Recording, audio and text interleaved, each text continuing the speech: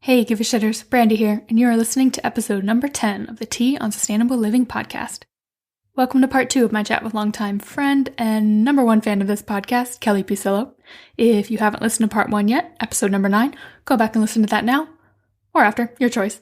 In part 1, we spill the tea on healthcare and anesthesia, and in this episode, number 10, Kelly spills the tea on motherhood and some of the sustainability environmental struggles that she now faces as a mom. And if you did skip part 1, you missed me telling you that Hannah could not join us for this chat, but she will be back for episode number 11. I hope you enjoy this episode, and I will see you soon. Like real soon, after this music. Hello and welcome to the Tea on Sustainable Living podcast, where your hosts, Hannah and Brandy, try and help each other navigate the big, messy gray area of giving a shit about the planet, and hopefully helping you along the way. Each episode, we have honest chats about our sustainability fails, sometimes amongst ourselves and sometimes with guests, while also leaving you with a little sprinkle of hope and inspiration to keep on giving a shit. So, go make yourself a cup of tea, get comfy, and let's dive into the episode.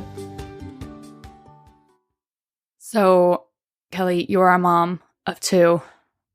First of all, I just don't know how anyone does it. Just the idea of bringing life into the world and then you're responsible for them just seems like it's just a whole thing, to put it very lightly. It's a whole thing.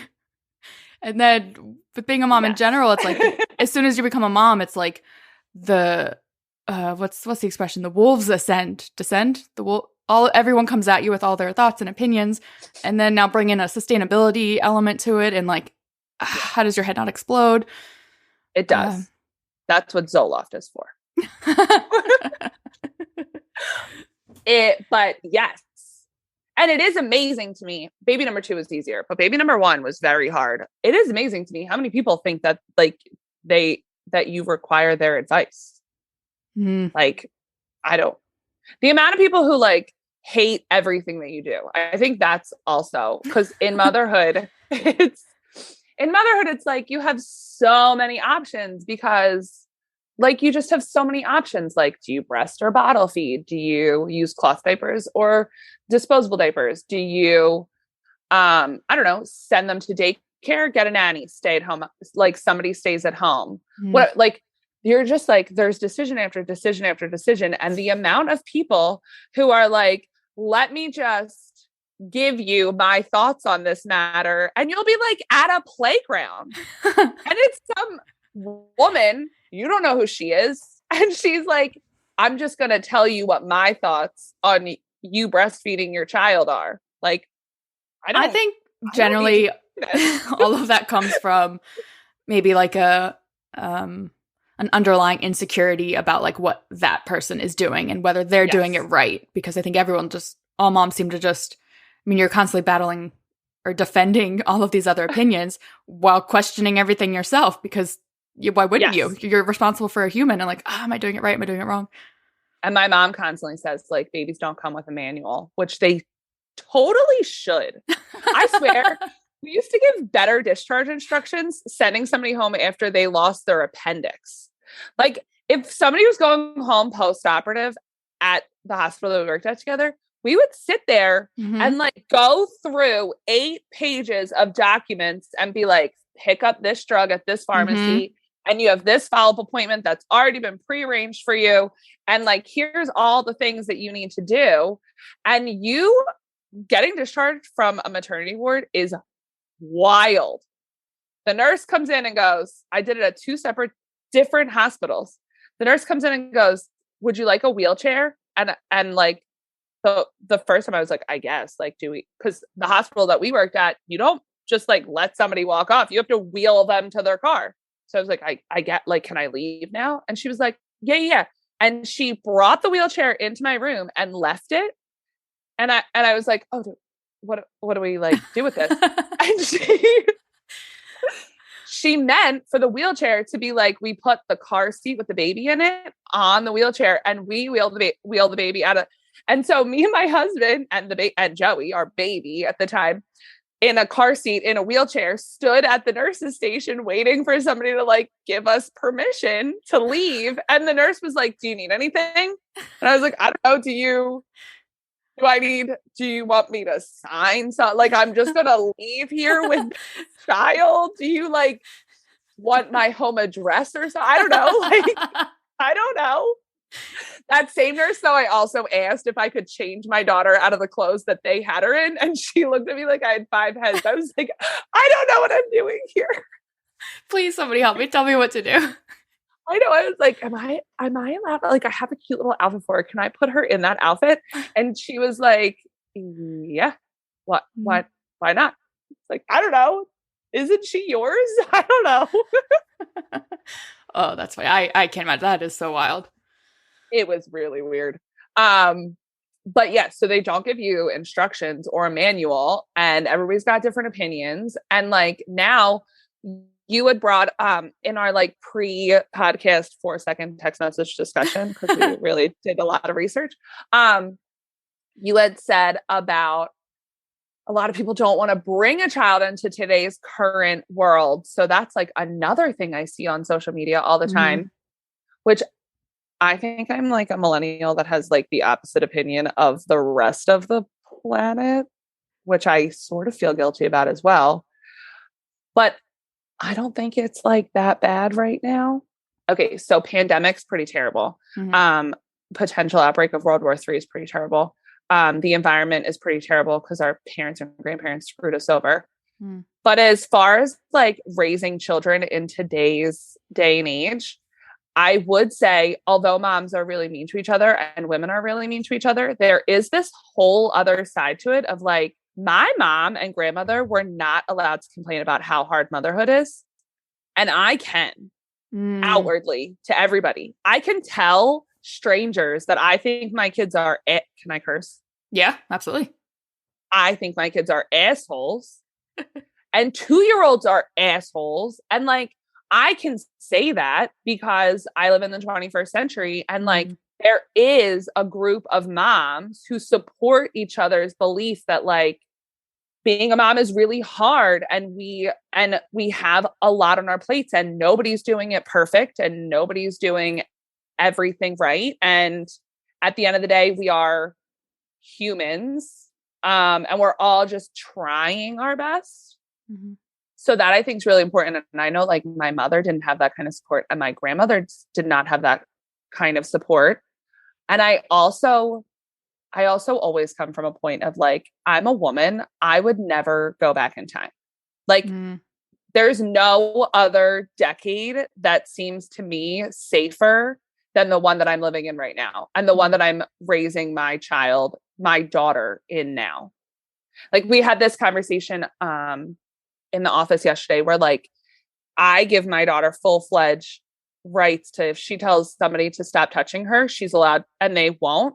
She says it several times. She is allowed to use physical force to get them to stop touching her. And I don't give her a hard time about it. And this mom on the playground a couple weeks ago turned around and was like, oh, your daughter just shoved my son. And I was like, your son did not receive consent for the hug he was trying to give her. And my daughter asked nicely, like 3 or 4 times, yelled at him, and he still ignored her. So yes, she can shove him. You should really teach your son about consent. And I'm allowed to say that now, but I don't think you could say that 50 years ago. So I am like the environment is scary, but I am happy to be a mom in this century, because I think my daughter will have more rights than I had, and I have more rights than my mom had. So that is wonderful. Do you feel any like pressure to like do things a certain way, do things differently because of the environment, or to be more sustainable, like because of your kids? Like I do, because I have to make the planet good for them. It's like this. Yeah, that's the argument that I think people who are like anti-kids for environmental reasons is like, I don't want to bring a kid in the world if like their future is like questionable. Yeah. But it's like anything, forest fire. Anything that's a personal decision, or should be a personal individual decision. Yes. Like you can't make a blanket statement. Like you just can't. Yes. No, I agree. And, you know, before I had kids, recycling wasn't that important to me, or like different like odds and ends things weren't that important to me, because I was like, whatever, like I'm not going to outlive this. Like whatever happens to the environment's going to happen after I die. Then you have kids, and all of a sudden it's like my great great grandparents have to have soil. Yeah. Like you feel really responsible for people that don't even exist yet. You're like, oh my God. It is that like I've spread my seed and I have these things that I now have to make sure are safe forever. Yeah, no, it's really bizarre. And my dad went through it. Like I remember my dad starting to recycle when we were in like high school, and he would like adamantly like stand over the sink and soap and water wash out plastic containers and dry them out. And me and my brother would stand there and be like, why are you washing the trash? Like throw the trash away. And he'd be like, you can't have food in recycled plastics or they won't recycle it. And like, I need for you two to have a planet one day. Me and my brother would like roll our eyes. And now I have kids and I'm like, no, I understand why he was cleaning trash. Like, get it. Like, you just clean trash for your children because you need for them to be safe. Thing that happens. Oh, that's funny. Without getting on a tangent about recycling and plastic and whether that's a whole other issue. And yeah, Hannah and I did a whole episode on plastic and it was very good. Oh, thank you. I think that can definitely lead you down a gray spiral or what's Hannah's newly coined term, quagmire of doom. Oh, yeah. Because it's like, what I'm doing, like really making a difference. Like you have this desire to make a difference for yourself, for your kids, for the future, for the planet. But like how, like, when you get so many like mixed messages, how do you know that like what you're doing is like the right thing or the best thing? And right. I use disposable diapers because I just can't. Like I honestly can't. And I definitely have thrown away clothes that have poop stains on them that I cannot wrap my head around trying to get the stain out. Like I'm so sorry. I know that's terrible, but I can't. Sometimes the day is just like, I can't do this. I'm just going to throw it away.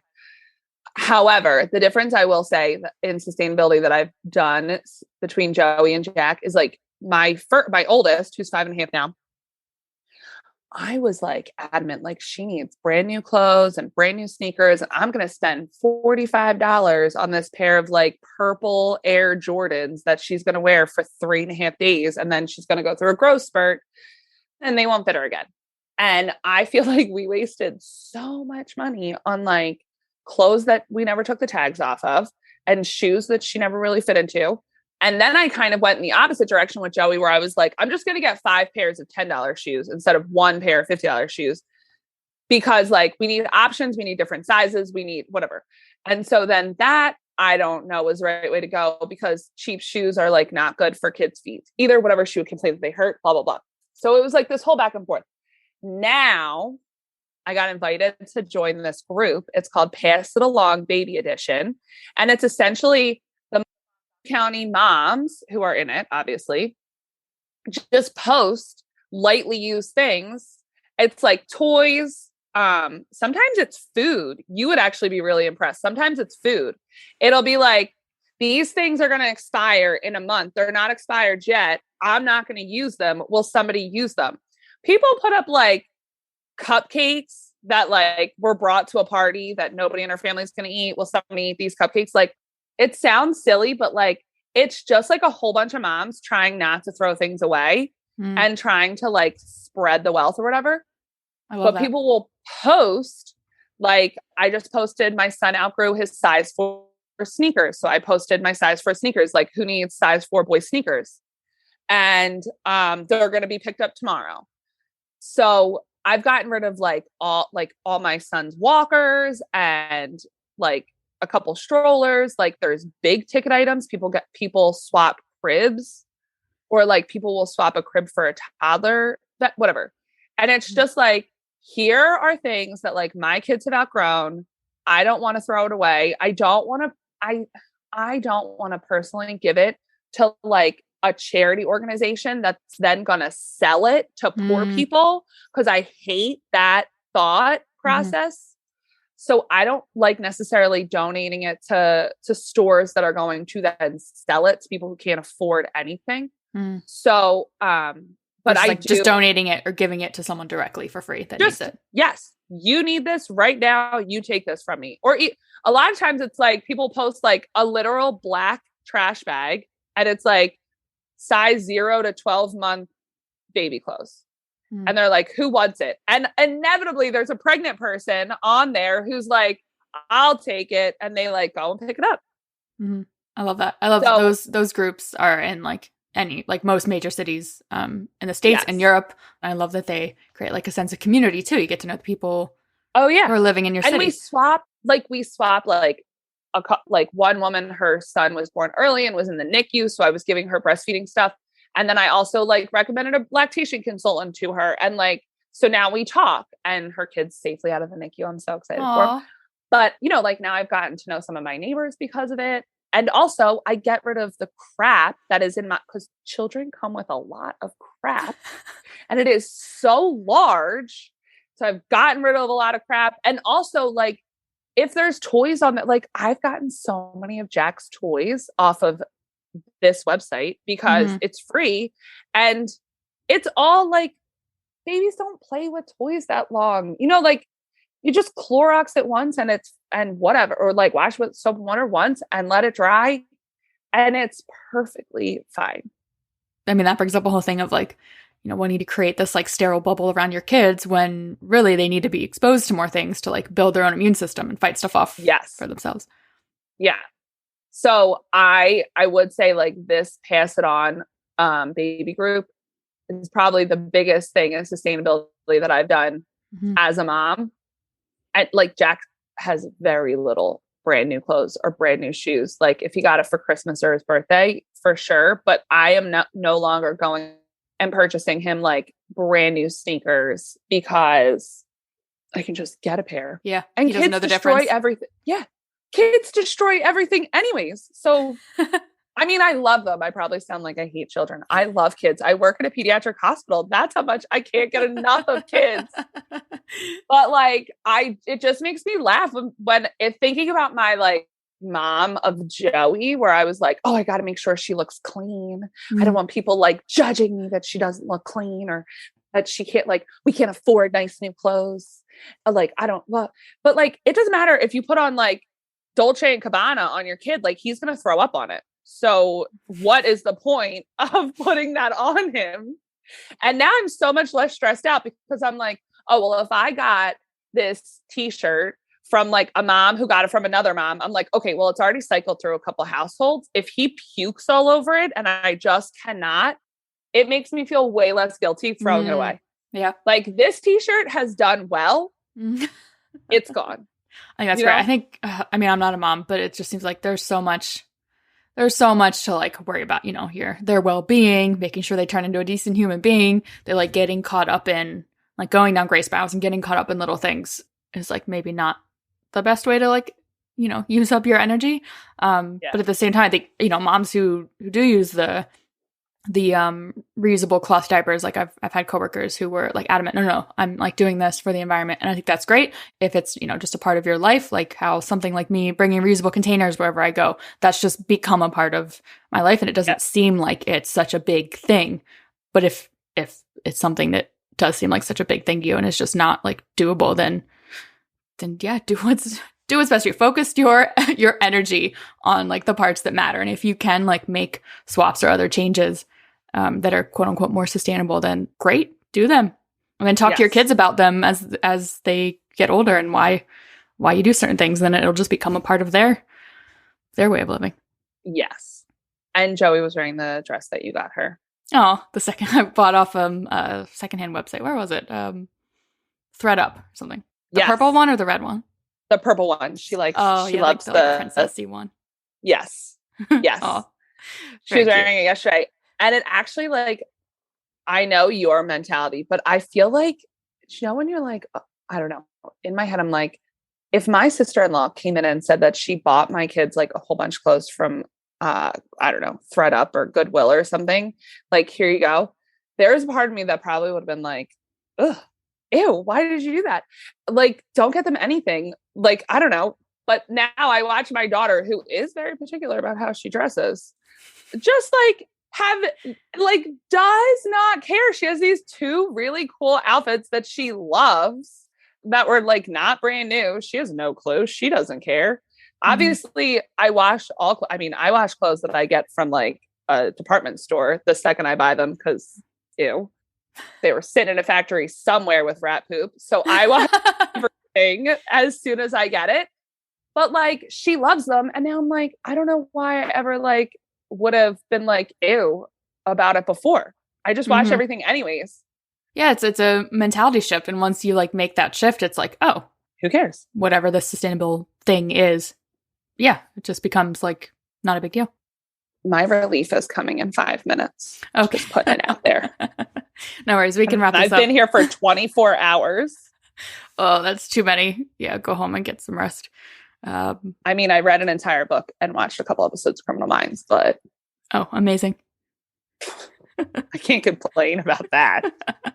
Well, thank you so much, Kelly, for coming on, and I'll leave you any links that we mentioned in the show notes. And I don't know about specific like no buy or swap groups, but just places where you can go in general to like find one in your community, because it'll depend on where you are. And yeah, I'd love to have you back on in the future to chat more about sustainable things. Just, I don't know, start collecting your questions. And I'll collect your voice notes and we'll bring you back on when Hannah can join us and we can have a chat, the three of us. So yeah, thank you so much. And hope you have a good rest of your day. And listeners, we will see you later. See you later, give us shitters. Thank you so much for listening to this episode of the Tea on Sustainable Living podcast. If you made it to the end, we can only assume that you've enjoyed this episode. Please consider sharing this with a friend or family member who could use some support on their sustainability journey. And find us on Instagram at the Tea on Sustainable Living and let us know what you liked about the episode. All right, give us shitters. See you later. Get it? See you later, as in see you later. So funny. Why?